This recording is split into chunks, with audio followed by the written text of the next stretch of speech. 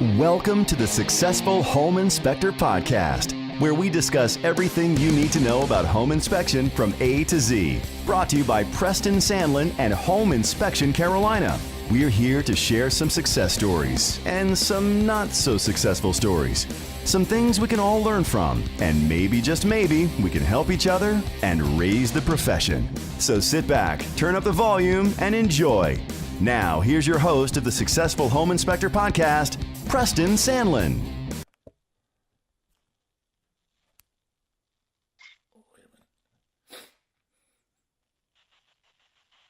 All right, listeners, I am here with a fellow I've had a little pre-talk with, and I've heard a lot of good things about. He has a fantastic new software. I don't know if it's new. It's new to me because I'm old, but it's been around a couple of years. But I'm here with Kevin Wagstaff of Spectora home inspection software. How you doing this afternoon, Kevin? Doing wonderful. Thanks for having me, Preston. Big fan of the podcast. Great stuff. Thanks for having me. Awesome. Well, I hear lots of good stuff about your software, and some of my friends use it. So we'll definitely get into that. But first, tell us a little bit more about you. We'd like to get to know you. What's your background and what led you to this? Yeah, great question. So I live in Denver. Love the city of Denver. It's where we're based and work out of. I have an amazing wife and an 11-year-old daughter, 2 dogs. Okay. My background is kind of a winding one. I went to school to be an engineer initially at Colorado School of Mines here in Golden. Found out that wasn't for me very quickly, and then shifted to a background in finance, majored in economics for a bit, and then I have 6 years in residential real estate experience here in Denver, which led me to seeing lots of home inspection reports, obviously. And then got my hands dirty in some website development and programming with my brother, and then finally SEO experience, having worked at Home Advisor for 4 years. No, go ahead. On their the SEO bad team. guys. Yeah, go ahead. I tell home inspectors all the time, I say, hey, don't hold it against me. I wasn't the guy calling you and soliciting you. I said, I was just bringing traffic to the site. So I was on the You or somebody's done a good job, but to my chagrin, I'll explain that. But go ahead. I don't know what yeah. And we can dig into, it's so funny. Every market you search for, you see them. And so I'm obviously conflicted now being on the other side. So it was you? No, just go ahead. Yeah, right. Now I'm competing against myself in a way. So it's fun. Yeah, I do a lot of stuff, videos and backlinks and stuff to try to increase my SEO. I'm sure I don't know as much about it as you do, but the thing that kills me, I'm still beating them in my market. But if you type in home inspector, any market, even like plumber, electrician, name the city, obviously you have the ads, and then you have the map, the local, right. And then you have the organic, and you always try to fight doing all the SEO stuff to get to the organic, but now it's like Home Advisor and Angie's List, and I think they're one and the same, aren't they? They are. Yep. And somebody told me, didn't they do a deal with Google too or something? Yeah, years ago. Yeah, I think years ago they had or they're piloting a deal that I think is still going. But yeah, they have the budget and the big dollars to put behind it. And obviously, I was a part of a team of 4 or 5 people that were dedicated just to that. And it's tough to fight, man. I tell you, I empathize with anyone that's fighting against that. It's a machine. I mean, and I complain to Google, but that doesn't seem to do much good. The algorithm doesn't listen, right? Yeah, it's like John Henry fighting the machine. The machine is just too massive and too strong. But it's tough. We figure out other ways. So you were a realtor, and you worked in SEO and stuff. So obviously, you saw inspection reports when you were a realtor. So what got you in from there to doing home inspection software with your brother? Was there a home inspector you guys were connected with, or you just saw a need, or how did that happen? Great question. So we had a good friend who was also a developer. His dad is a home inspector, actually, in the Colorado Springs area. And he saw the software he was using, a competitor of ours, and said he likes it, but he said there's room for improvement. Just take a look at it with me, and let's see if there's some opportunity here, because we all knew we wanted to start something of our own and be business owners. It's just finding that niche. When you start a tech company, it's like, okay, do you want the consumer-facing moonshot type thing, or do you want to be in a niche where it's more relationship-driven and, frankly, a higher probability of success. And so we looked at it, looked at some more, looked at some other competitors, and we thought there was opportunity to improve and to modernize some of the tools and processes and user interface. So that's how it started. And then we took off with it and did a lot of research, a lot of testing, a lot of focus groups.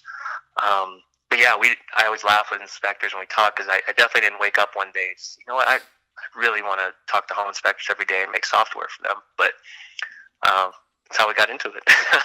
Awesome. Well, I want you to tell me about some of the features and stuff, but I have one question right off the bat. We just switched software. I didn't even know about Spector. When I say we just switched, it was about a year ago. We were using, right. We were using 3D for years, and 3D is good. But we really wanted to go to a web-based, because, we got all these different inspectors, and every time we wanted to change the template, we were like, either having to have them bring their computer in, or, we would have to do it from software to go to their computer. And, a web-based, you make one change, and it's everybody's has changed just to make life easier. So I'm asking you, is it web-based, and tell us a little bit about that. Yeah, good question. It is web-based. We think that is the way of the future. More things are converting over to that because of the flexibility you mentioned, where you're editing things at a URL in a central spot, as opposed to stuff that's local on your computer. And I think there's a tendency or a shift I'm noticing of people not wanting to download or bloat their computers with stuff on their computer and have it in the cloud. And I think we're all getting more comfort with the cloud, as cliche as that word is. As played out as that word is. Around what it was. I remember when it used to say it. I'm like, well, where is this cloud? Where where is it? Yeah. How do I get it weird back on concept. that cloud? But I'm weird concept. Yeah, starting to wrap my mind around it. So I always go ahead. Sorry. I tell inspectors, hey, it's basically on a computer somewhere else. That's all. Yeah, exactly. Well, so tell us. I want you to tell us a little bit about your software and what the convenience. How can it save us time or money? But I also, before that, just want to make sure they can, because the big thing with my guys is they want to make sure they can do it like on a tablet. And it's like some guys have Android, some guys have Apple. Can you do it on that, and can you do it on both? Because I know that's been problems with some software in the past. Yep, exactly. And I think that's where we're fortunate in that we've built this in the last couple of years to leverage technology that allows us to have it be compatible iOS, Android, PC, Mac, and not even have to keep up two app code bases. So it's one and the same that powers both apps. Okay. Which is kind of unique and kind of a newer programming model. But yeah, compatible on all devices. We like to think of it as a modern all-in-one software solution where you can send the reports, send follow-up emails, integrate payments, do everything. And most of our inspectors kind of run everything just off Spectora, so we're pretty happy about that. Awesome. So like somebody like me who has multiple inspectors, and they, like I said, some of them have Apple, some of them have Android, or what is it, iOS and Android, I guess what to. But anyway, no problem with running both simultaneously.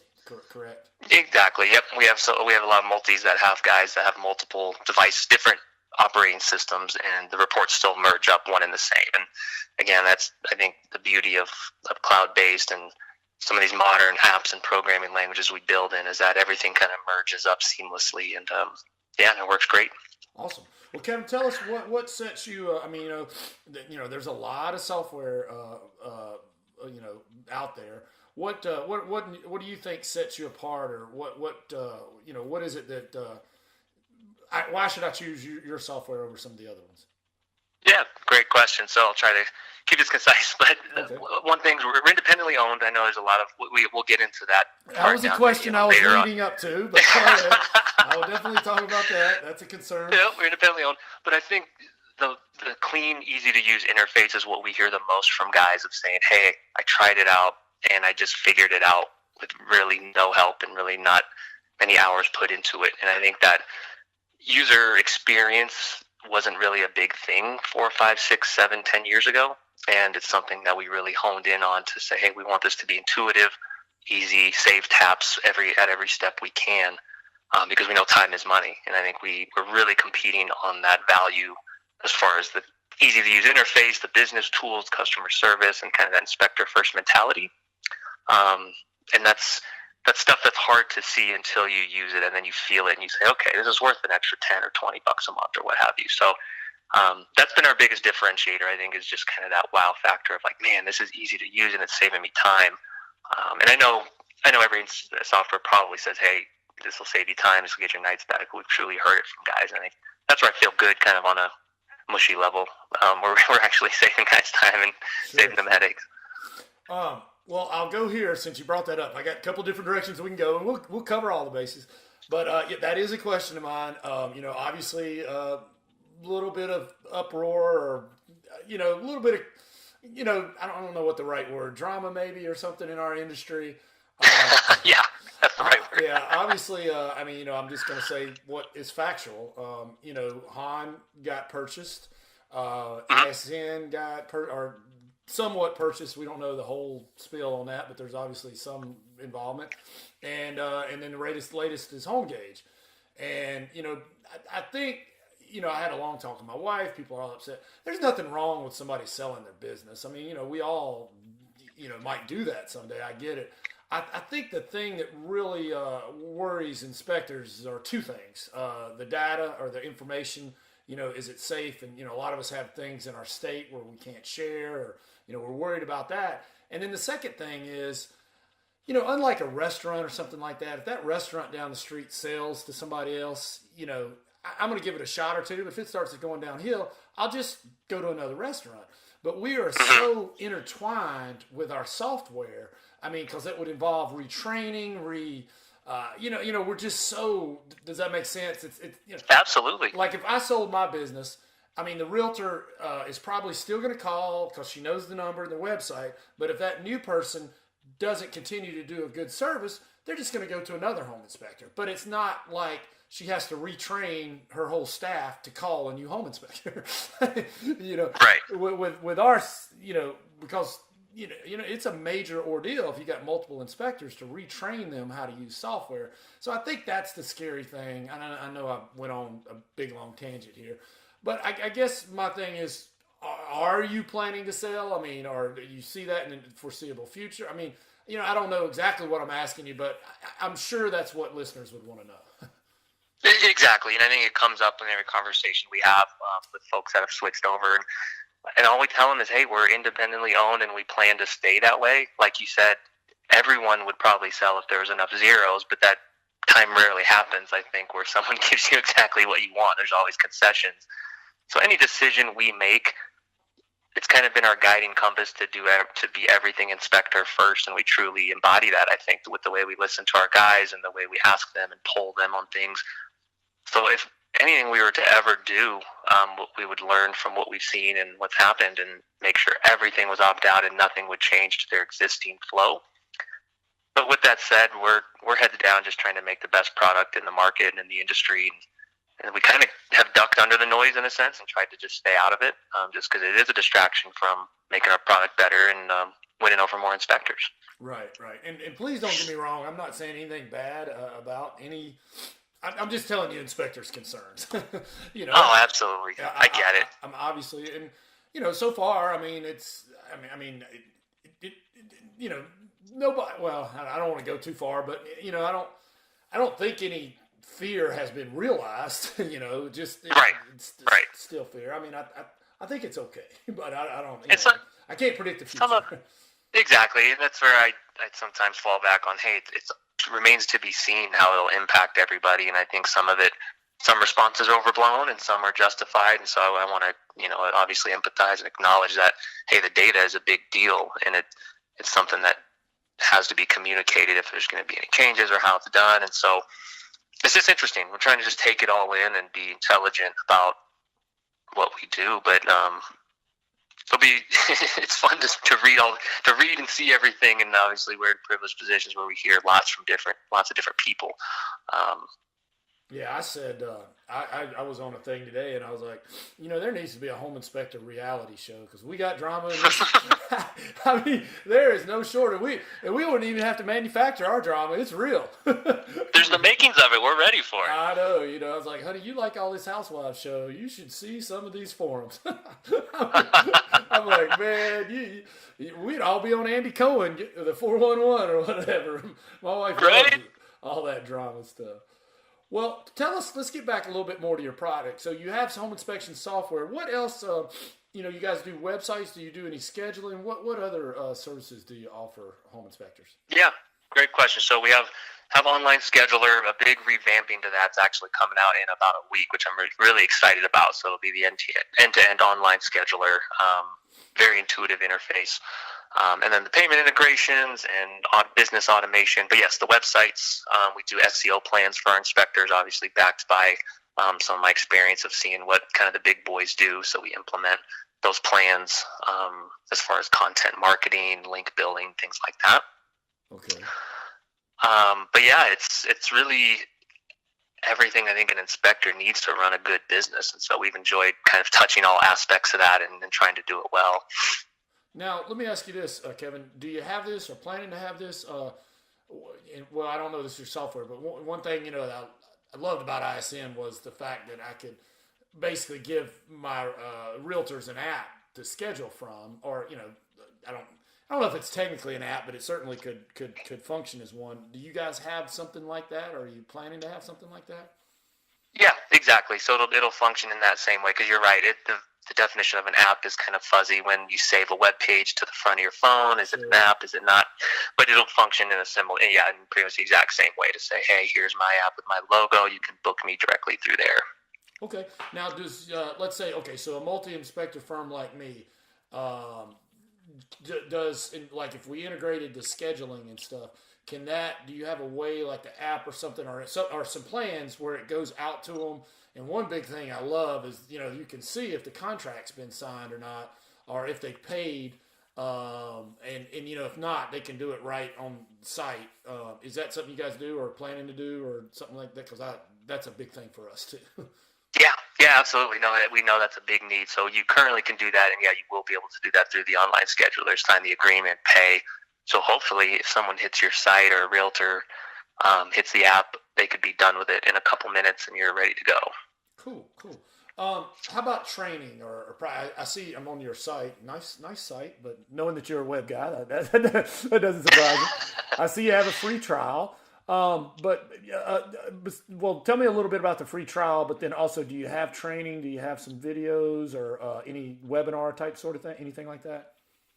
Yep. So it's a 5 free inspection trial, and it's 5 paid inspections. We always repeat that to guys that call and ask.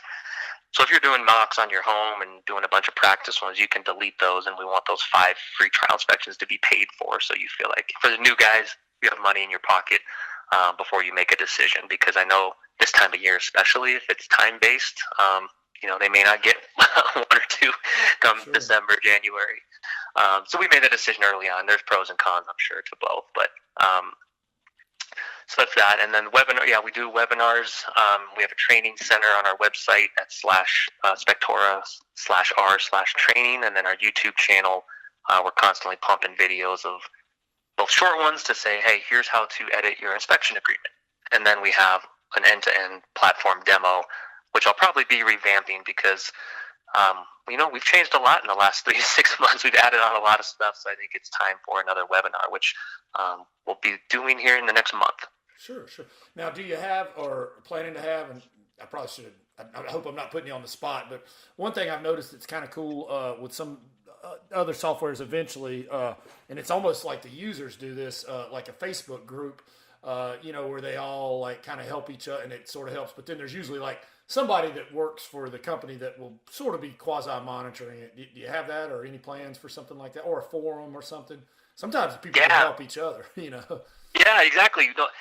That's one of the things I'm most proud about is our Facebook group that's grown this year.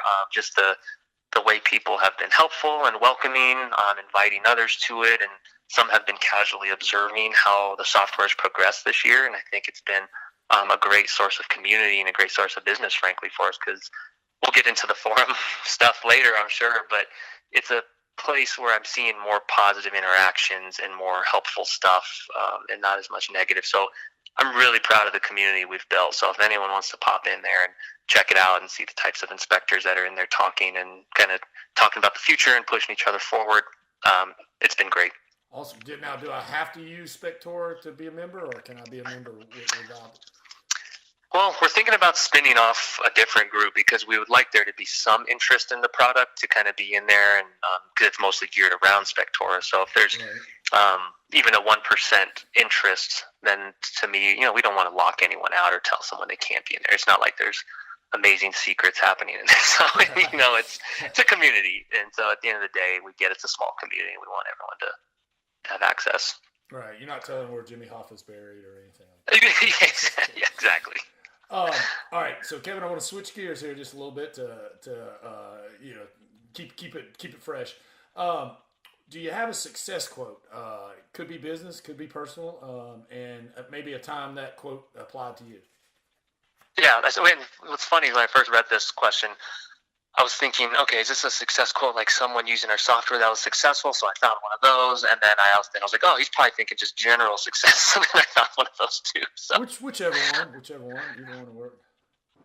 I'll give you both. So just a quote from someone who used our software that said they spent thousands of dollars and countless hours on our software, and it didn't even matter anymore once we found Spectora. So clean and easy to use that we got our nights back. Agents have called and told us how much they love the new reports. Great. Nice. Shameless plug. But general success quote, I read a book from Derek Sivers called Anything You Want about a year ago, and I ended up looking up a list of quotes from that book because he created and sold a company called cdbaby.com years and years ago, before Amazon and iTunes Store.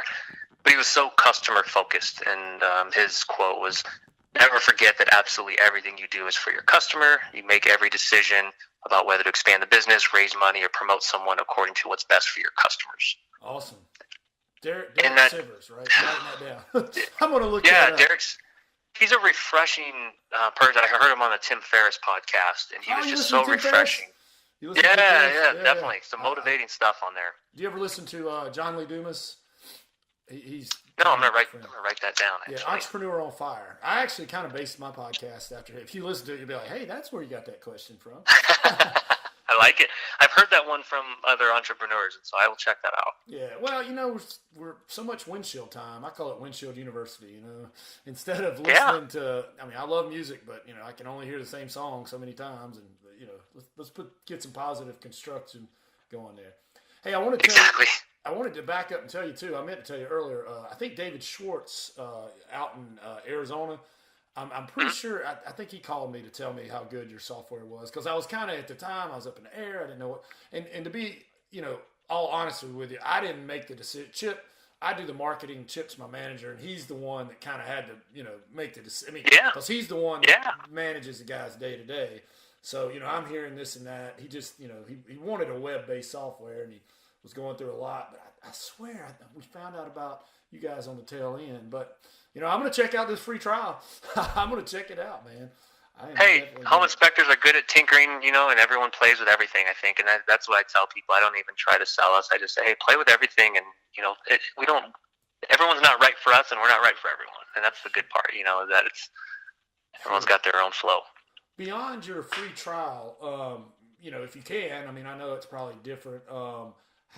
What's your pricing? Do you have volume discounts or, for multi-spec? I don't mean to put you on the spot, but just that would be my question if we were sitting in a bar. So I thought it would be a conversation at the bar, No, I love it because we usually start the price conversation with anyone we talk to because it's something that we feel good about the value we're providing. So for an individual inspector, $79 a month, and it's month to month if you're paying that way. But if he pays annually, you get a price break, and it's $69 a month.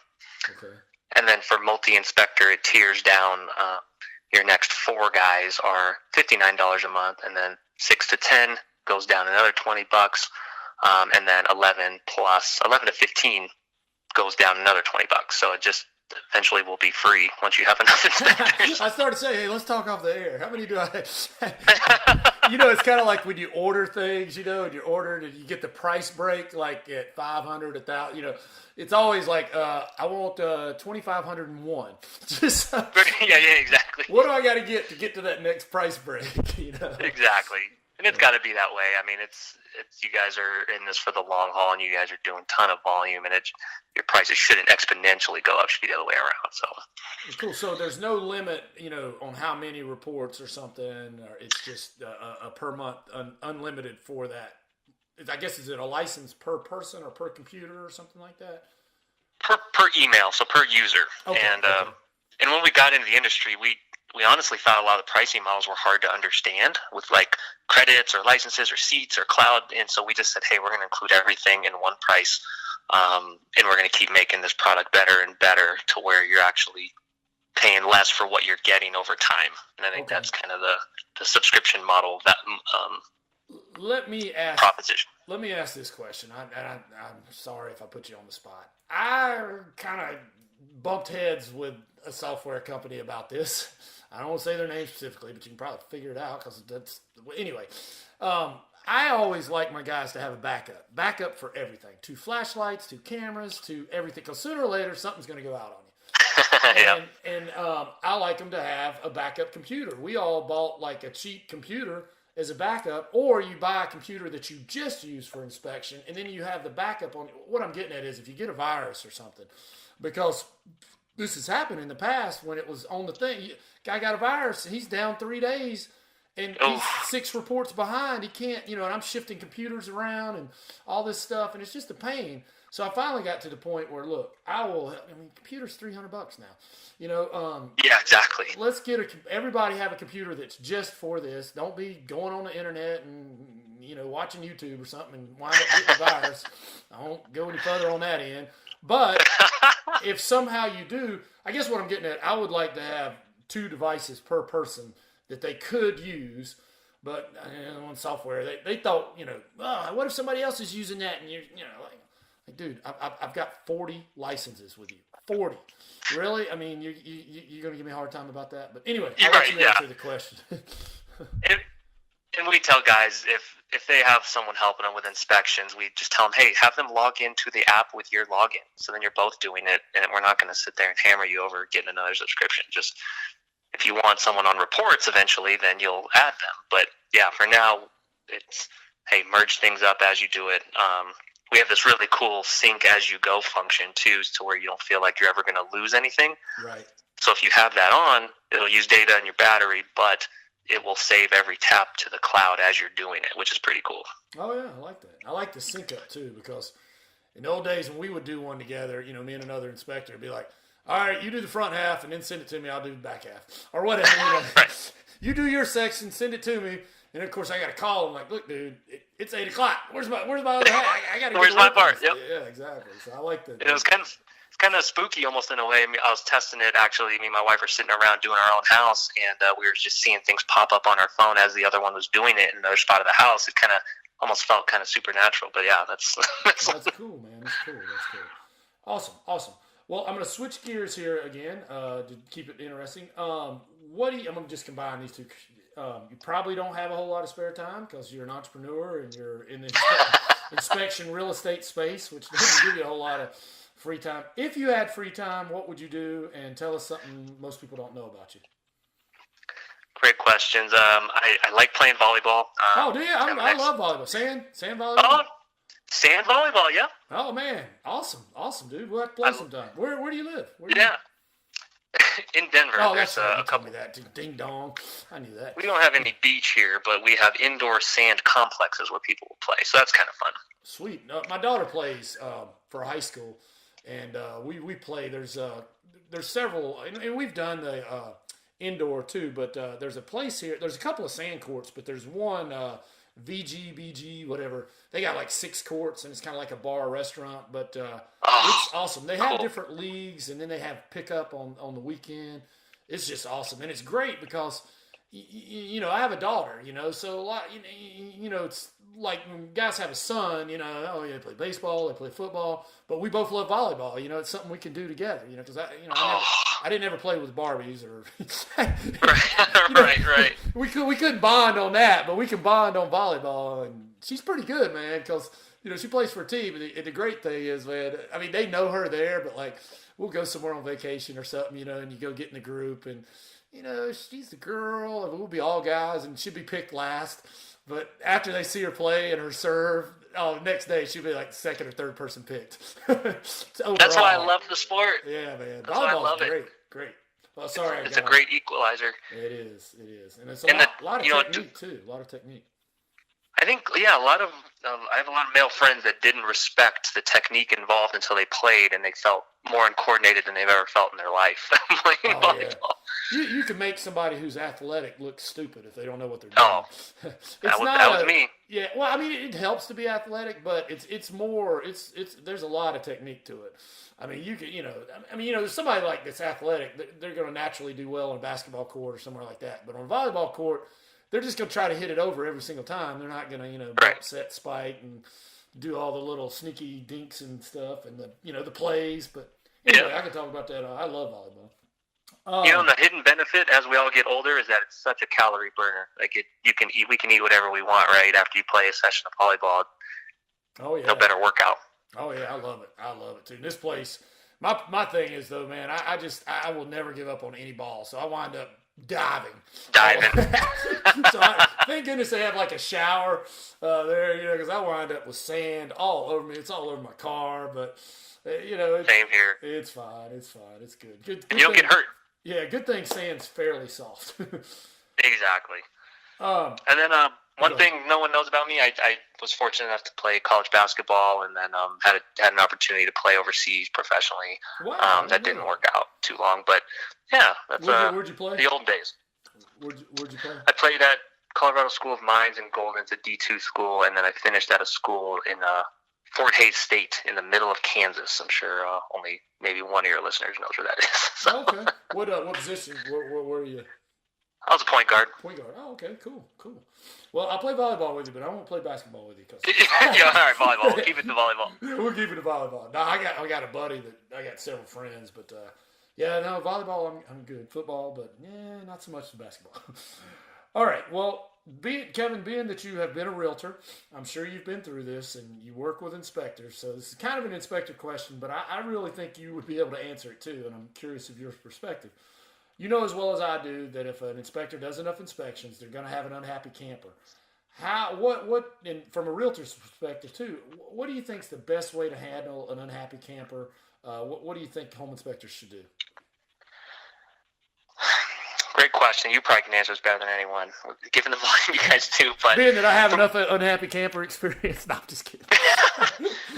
From a third-party perspective, though, having been in the middle of this exact transaction, I think most people are open to settling something just by talking about it and communicating. And I think taking accountability sometimes, even if you don't feel they're completely right, I think, the customer comes first, or customer's always right. You can't always live by that. But for the most part, I found most home buyers, you can reason with them. If you're empathetic and you kind of have those soft skills, which is not a given in our industry. I think it's something a lot of guys can work on. That people generally will meet you in the middle somewhere, unless you just got someone that's completely off the reservation. Then all bets are off at that point. That's kind of where I am right now. But I totally agree with you. Most people, if I feel like if they're logical and they're willing to listen, we can usually work something out. But sometimes you get those ones off the reservation. It's a tough spot because some of it be prevented up front in the inspection agreement, kind of the expectation setting email and phone calls. Yeah, but in a perfect world, right, it doesn't always happen. Yeah, and then, a lot of people buy the house and don't really read the report. They're so emotionally attached to the house at that point that I'm beginning to think they don't want to know the bad stuff. There's so many callbacks, and I know inspectors listening to this will agree with this. And they'll go back, and it was on the report. But so then they try to say, well, you made me feel like it wasn't that big a deal, or I had lunch with Jason today with the home spec, Jason Michaels, and he said, yeah, I like Jason. Yeah, he said the realtor said, well, your inspector's body language. What? Body language now. Body language? What? Body language. I'm like, oh my gosh. That's a stretch. That's a reach. You're off the reservation. But anyway. Well, Kevin, we're going to get into some highs and lows, but first let's pause 1 second for our sponsors.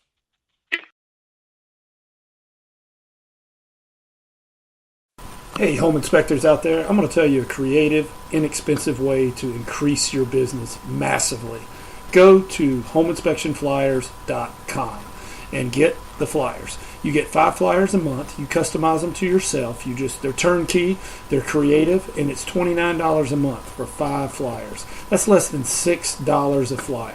And they are done by yours truly, Preston Sandlin. And I am a creative guy, especially when I don't take my medication. But I come up with some crazy stuff. It works for my business. I went from 1 inspector to 7 inspectors with this strategy alone. So again, for $29.95, you get 5 flyers. I do 1 per week. I send them off to get copied on the internet. I can get them for about 7 cents a piece, and I put them out in the boxes when I do my candy run. Works fantastic. HomeInspectionFlyers.com. Thanks. All right. Well, I am here with Kevin Wagstaff of Spectora Software. He has been dropping some value bombs all over the place, and we've got a couple more questions to go. Kevin, tell us about a time when you failed. Take us there, and what did you learn from it? Let's see. So, finance industry, for anyone that's been in it or understands it, kind of a different beast, a different world than what we're in. So, I went to the branch world, a Charles Schwab competitor. I used to work at Charles Schwab, went to one of their competitors to work in a branch.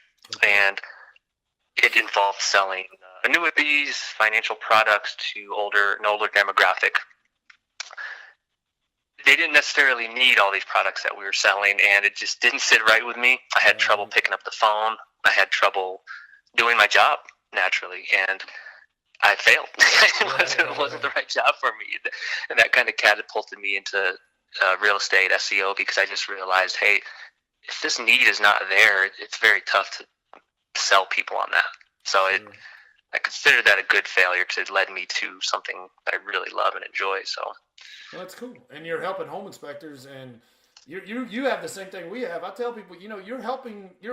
It's the American dream to own a home, and if you're part of the real estate transaction, whether it be realtor, home inspector, or creating home inspection software, you're helping make that possible, and that's, to me, is satisfying. That's something that people need.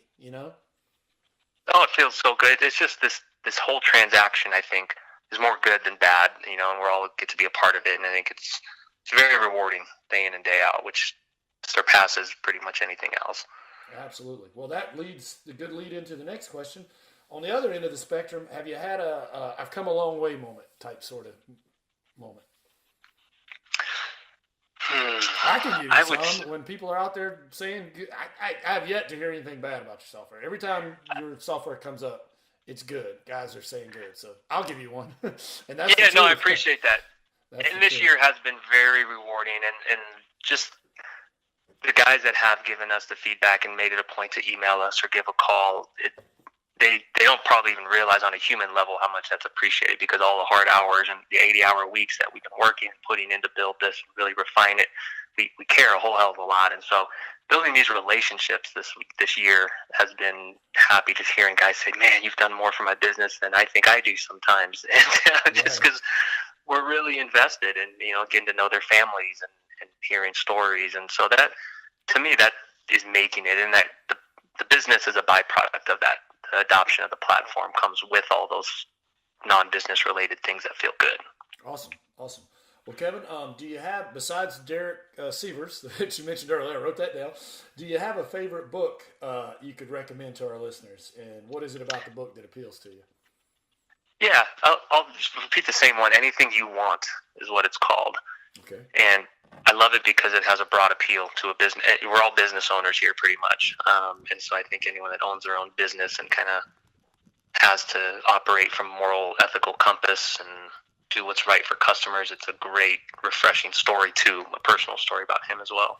Awesome. Anything You Want. I'm writing that down. Tell us, or any way that I guess you and your brother kind of work together. Anything you guys got coming down the pike, or how you are thinking about improving your products or services, your product in the future? Yeah. So everything we think about is to streamline the process, make it easier, less taps. So the live syncing thing, I think, is really cool for multis, where they're on site and can see that. That'll be dropping very soon. More integrations with accounting, more payment providers, state forms like in Florida, the WinMid stuff, having that all native experience. And then making sure everything's faster and tighter and anything that saves more time. And I think we have kind of a relentless focus of that. Okay, let's keep refining. Let's keep adding in these features that save guys time or get them more referrals. And so some agent tools that'll be coming down the pike that are fun and that'll help agents out and just continue to get guys more referrals. Now, do you and your brother do the coding, or do you have somebody to help? I mean, obviously you've got knowledge of that stuff to right. So my brother's the head. My brother's the genius behind it. Some guys are saying he's one of the best developers they've ever seen, and to me, he definitely is. So he's the genius in the back end. I help build websites for inspectors, and then we have some help that we've hired on towards the end of this year as well that are helping out on the dev side. Oh, cool. Let me ask you this: do you have video integration with your software, or is that something coming? Yes, you do. Okay, cool. Yep. I do have one question, and I mean, I don't mean to throw this out. I mean, like put you on the spot, but you know what would be awesome? I love, because home inspectors want to protect themselves. I've been using this little Samsung Gear 360 camera. Love it, man. Mm-hmm. Love it, because you could just walk around, and it basically, films the entire room. But it's, you can only use this thing certain places. If you could ever, and I know nobody has that now, but if you could ever integrate that somehow, kind of like, the way Facebook is, or, how you can just spin it around, that would be awesome. That's just, I don't know if that's possible to do, but you know what I'm talking about? Yeah, absolutely. And everything is, or not everything, lots of things are possible with the near field communication and the Bluetooth stuff. There's a lot of cool ways we can integrate some of these things. So if you said it's a Samsung Gear 360? Yeah, and there's a couple different ones. Basically what it is, it's a front and back 180 camera, and it just stitches it together. And you can pick it up for like, the second generation, you can pick it up for like $150. But it's pretty awesome. I mean, I can take a picture or a video, and it gets the entire room. So I love it. What's great about that is, and if you talk to enough inspectors, people gotten crazy, man. They will say that inspector broke something, or it's already broken or something. So now it's like, we have document. It's almost like the police camera. Use that or GoPro on our head just to, because you're going into people's personal space, and if they want to, accuse you of something or blame you for something. I mean, you only. It's just your word. He said, she said, and I'm like, well, it's a lot better if you got a video. Here's what it looked when I was there. You know what I mean? Yeah. I'm pretty sure. No, Go ahead. Anything that innovates or protects you guys, we are open to listening and researching on. So that's cool. I wrote that down. Thanks. Awesome. Well, we talked a little bit about the future. And I know you got this question coming from me too. I saw it. How do you think inspections? I mean, none of us can predict it, but obviously we can see a couple of things coming. How do you think our industry or the software, or just in general, will change in the future? So no surprise to anyone, I think data is always the word thrown around, that there are multiple companies and parties looking for ways to leverage the data. That could be debated as to if there's really something there and how that could be monetized. So I think almost a comfort level is coming for inspectors to say, okay, I have to understand this is coming, and this is something that our world has created around data and people leveraging it, but just making sure that they still have their option to not be a part of it, or that they benefit in somehow. I think it was Dave Klima maybe mentioned in one of the forums of saying, hey, that all comes down to incentive. Like, am I getting rewarded or incentivized to be a part of this transaction and process? Right. Yeah, I know Dave well, and I was talking to I think is it Pat Butler, real sharp guy. He said something to me that stuck with me, because when this first happened, came down, I was just like everybody else, but he told me, he said, they're not going away, the data people in the world.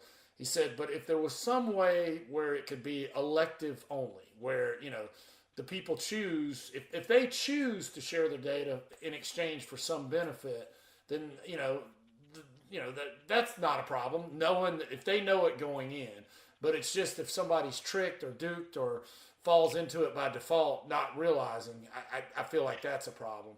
But if there is some benefit trade-off that benefits the client, whether it be seller or buyer, and because at the end of the day, if we can improve the client's life in some way, then that's a good thing.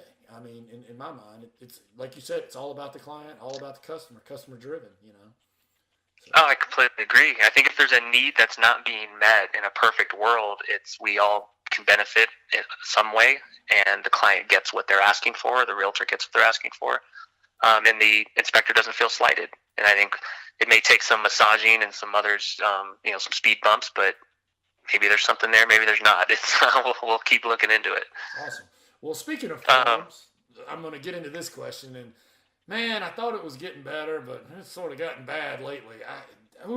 I can't stand. I mean, I know we're all grown men and we get on these forums, but inevitably it turns into sometimes some fighting, or it's like schoolyard or something. And yeah, I don't know. I mean, the forums could be a great place. Sounds like yours is a great one where, there's got to be somebody on there, that kicks people off that if they start getting disrespectful or something. But, all the knowledge that all the home inspectors have, I mean, it could be a place where we share this knowledge and we're constructive, but sometimes it breaks down and it goes south. So you know what I'm talking about. What's your? I don't really know what I'm asking, but I'm just asking your thoughts on it, I guess.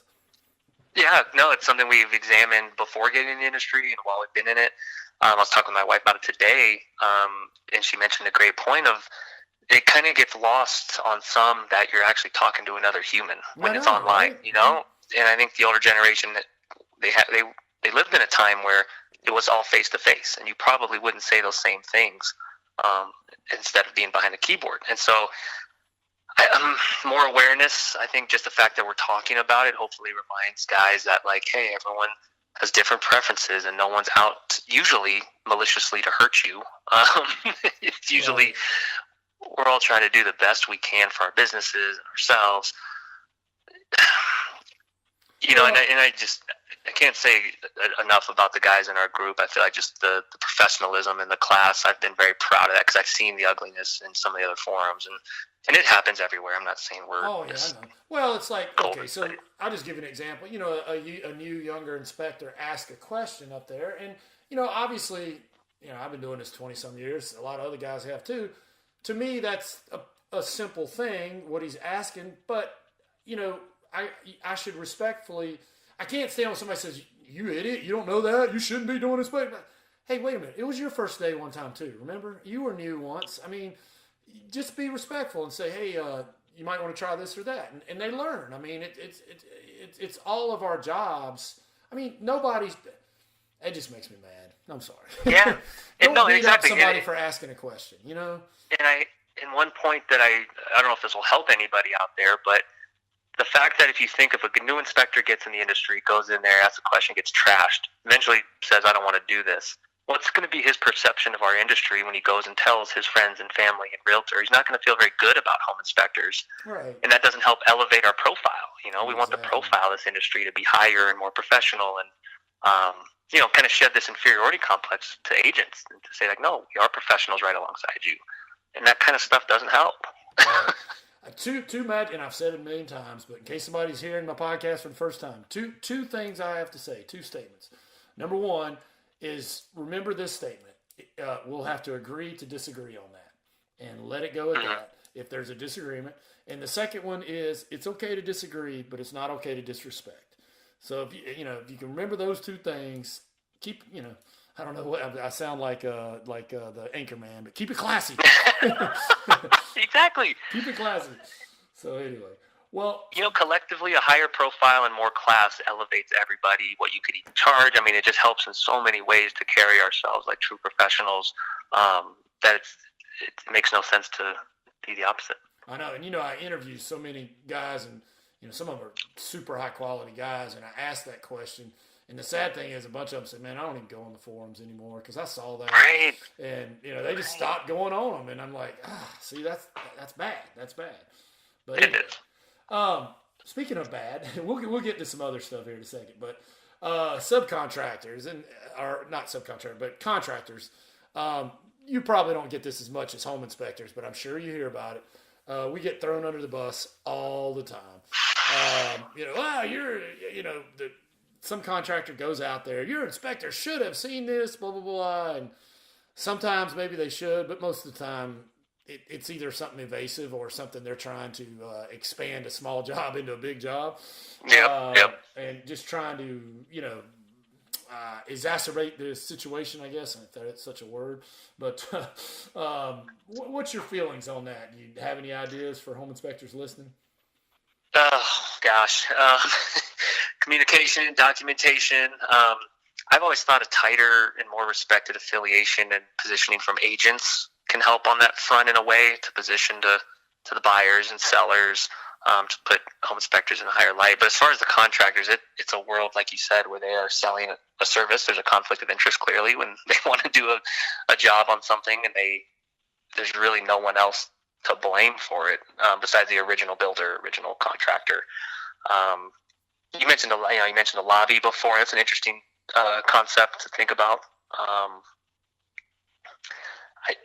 I'm at a loss there. Yeah. Well, it's funny, we had a situation one time where we went out and looked at it, and these two contractors, and they were saying, each contractor said something different, and we said something different. And the guy asked me, he says, well, why should I believe you? I said, because I'm the only one not selling you something. Exactly. So anyway, well, let's lighten it up a little bit. Maybe it's in the marketing. What's that? Maybe it's all in the marketing that home inspectors are doing is really pushing those points harder on their websites and in their documents of saying, hey, I'm an unbiased third party. I'm not going to notice every little thing, and just kind of more education maybe. Right. No, I think you're on to something there. Well, Kevin, in your experience as real estate, and you obviously talk to a lot of inspectors. I mean, I know this is more of a home inspector question, but I'm sure you've heard some stuff. What's the wildest, craziest, or weirdest thing you've ever heard of being found on a home inspection? So I did my research months ago, probably early last year. I popped into a forum and just asked the same question to see what I would get back. I wanted to write a blog post about it. Hey, remember this is a G-rated show before I... No, go ahead. I mean, everything from fist fights on site to a guy that had to shoot a dog that was attacking him. Oh my gosh. That would not let go. I got permission from all these guys to publish this, and I still have it queued up, so I might still actually do that. But I mean, guys being full on attacked and having to fight with people. It blew my mind that anyone could be there. But I had one of my inspectors had a gun pulled on him. Dude was just nuts. He was just nuts. Fortunately, he didn't shoot it or anything, but it was. Man. Anyway, I had to talk him into not pressing charges because he was, he wanted to, and I don't blame him. But I'm like, let's just, we don't want to get into all that. But yeah. Well, Kevin, this might be up your alley. Do you have a training or internet or a marketing resource you would recommend to home inspectors you'd be willing to share? Yeah, and you do show notes. We could put them in the show notes too. We could link to some stuff, sure. In the comments or the show notes of this. But there's a couple basic SEO guides that I sometimes refer guys to when they want to have conversations about how to get started. Okay. And we have a few articles on our site that kind of tee it up to say, hey, let's cover the basics first. Cool. Well, and I'm also at the end of the interview. I'm definitely going to get your contact info if that's all right. I'm sure people will want to follow up with you. What's the best part of your job and why? I mean, we kind of covered that, but and what's the worst part of your job and why? Yeah, best part, creating cool features when guys write back and say, oh my gosh, this makes my life so much easier. I'm saving so much time. Thank you.